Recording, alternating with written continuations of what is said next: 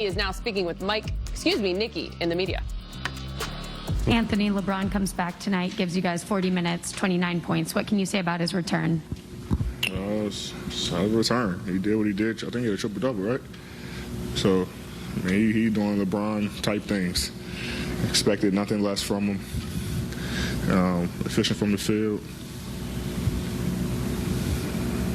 He did what he was supposed to do. He helped us for sure. So, missed him. He's a big part of our team with his voice, leadership, playmaking ability. He came back and showed it. After giving up 71 points in the first half, what adjustments did you guys make defensively to kind of shut him down through the majority of the third and fourth quarters? Play defense. We wasn't playing any type of defense. We wasn't physical. They were a more physical team. They were playing harder than us. And we had to stop doing that, digging ourselves a hole. But we were able to, Malik was able to, win that third quarter for us alone. And then we just fed off of him going into the fourth and then overtime. So we got to do a better job of not digging ourselves a hole, but we just took it upon ourselves to actually play some defense and cut some guys' water off and not give them a lot of open looks. And 18 points from Malik in that third quarter. What did he do for you guys in terms of getting you back in the game? Yeah, just like you said.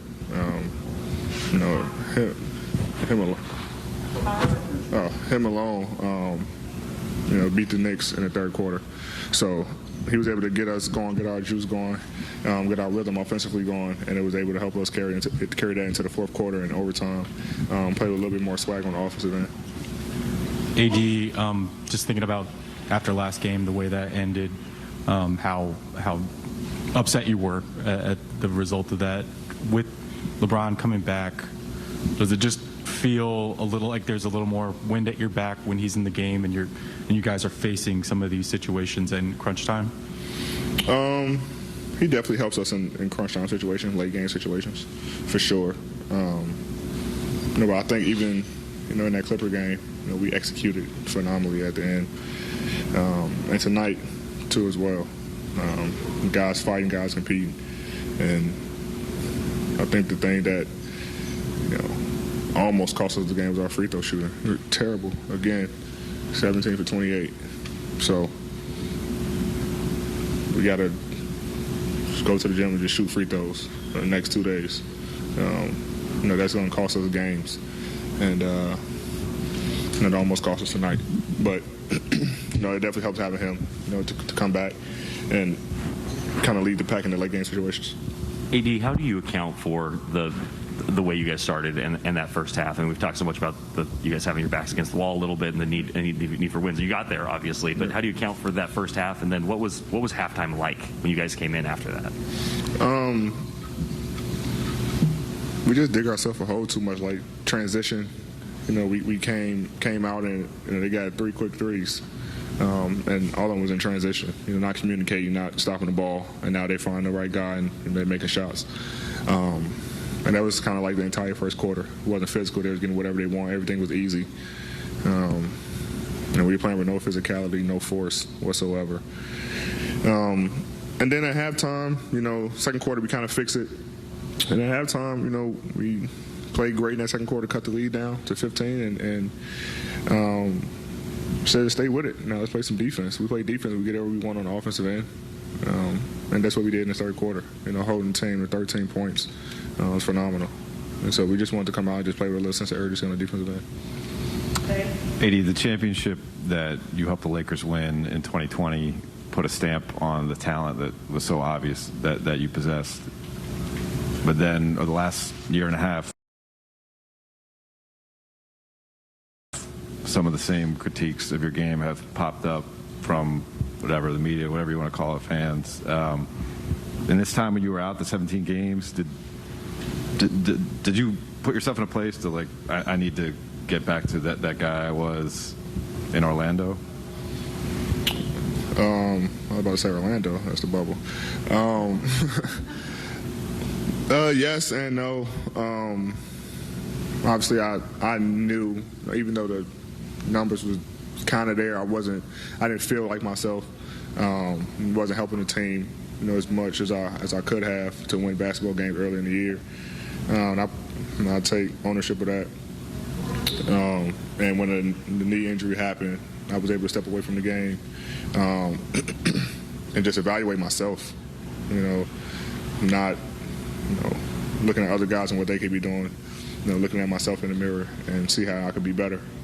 And I just took that upon myself to have that mindset of being that 80 that they wanted to bring here, playing with energy, playing with effort, offensive rebounds, defensive rebounds,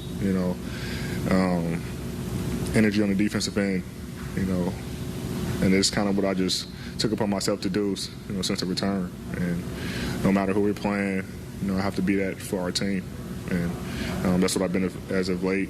And you see our games have been different, knowing that they feed off me, especially on the defensive end, energy, effort. And so I try to bring that every game for our guys, and hopefully each night can result in a win. Eddie, you haven't spent a ton of time on the court with Russ to this point of the season, but I'm curious, how do you pick him up after a night like this? Not playing in overtime, boos from the fans, some hesitation and some shots. How do you personally approach kind of your job as a leader with a guy who's accomplished obviously a lot in this league, and Russ? Well, just stay in his ear. It can be frustrating. The fans obviously want to see him play better. But, one thing you can't do is put too much pressure on yourself. You got to go out there and play freely. With some shots tonight that he usually take in rhythm, and he kind of passed up or hesitated. And me and LB was just telling him, like, we don't care if you miss everyone, just play. Shoot your rhythm shots. Don't hesitate. And obviously it's easier said than done, just because when you're in it, you don't want to be missing shots. I mean, he doesn't try to miss. And a lot of shots he take, are shots that he can make. But he gotta stay out of his own head. He just gotta continue to play and do the little things.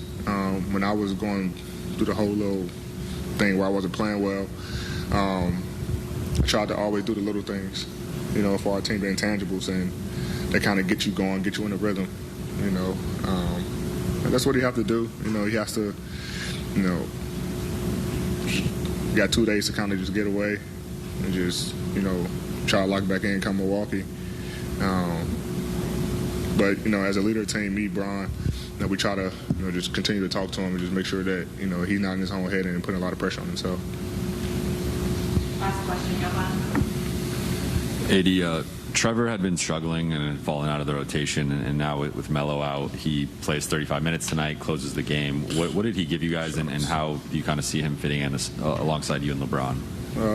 3-and-D. I mean, he's able to shoot the three ball. He's great defensively. He plays hard, make the right plays.